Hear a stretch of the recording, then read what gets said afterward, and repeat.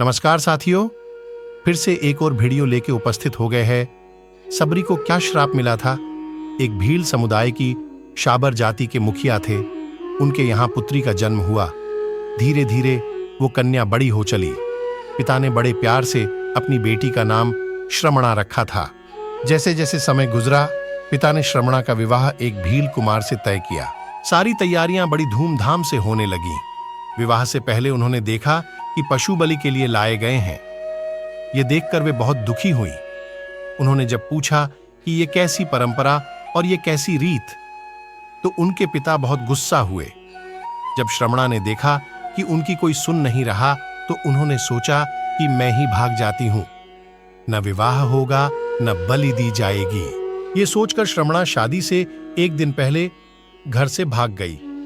यह जानकर कि श्रमणा घर से भाग गई हैं, उनके पिता बहुत गुस्सा हुए और उन्हें जाति से बाहर कर दंड और श्राप दिया कि अब वे अकेली रहेंगी और उनका उद्धार कभी नहीं होगा। इसी कारणवश श्रमणा वन में रहने लगी और शाबर जाति से होने की वजह से उनका नाम शबरी पड़ा। वहीं वन में मातंग ऋषि और उनके शिष्य पूजा पाठ किया करते थे। शबरी भील समुदाय की थीं।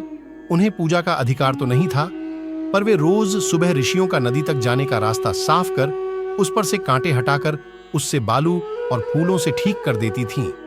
एक दिन ऋषि को शबरी दिख गई और उनके सेवा से अति प्रसन्न हो गए और उन्होंने शबरी को अपने आश्रम में शरण दे दी। जब मतंग ऋषि का अंत समय आया, तो उन्होंने शबरी से कहा कि वे अपने आश्रम में ही भगवान राम की प्रतीक्षा करें। वे उनसे मिलने जरूर आएंगे। और ऐसा ही हुआ। भगवान राम स्वयं उन्हें ढूंढते हुए आए। तब तक शबरी वृद्धा हो चली थी, पर राम का नाम सुनते ही दौड़ी चली आई। पांव धोकर दोनों राजकुमारों को बैठाया और बड़े प्यार से उन्होंने अपने हाथ से तोड़कर छके हुए सिर्फ मीठे बैर राम और लक्ष्मण के समक्ष रखे। भगवान राम ने तो बड्ढे प्रेम से वो बैर खा लिए, पर लक्ष्मण जरा संकोच कर गए झूठे बैर खाने में। राम का मन रखने के लिए उन्होंने बैर उठा तो लिए, लेकिन खाए नहीं।